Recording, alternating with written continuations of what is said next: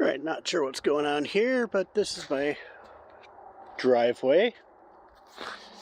And there are prints here that look like they're leading away from the house.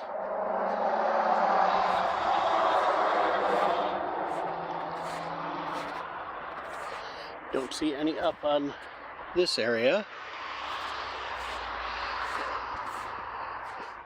See quite a few in this area here, looking along the tree line and looking like they're going around the house.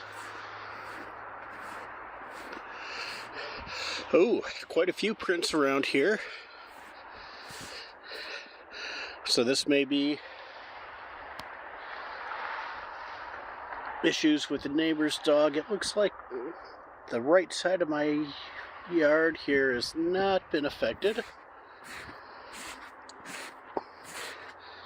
Those prints look pretty big for that tiny dog they have over there.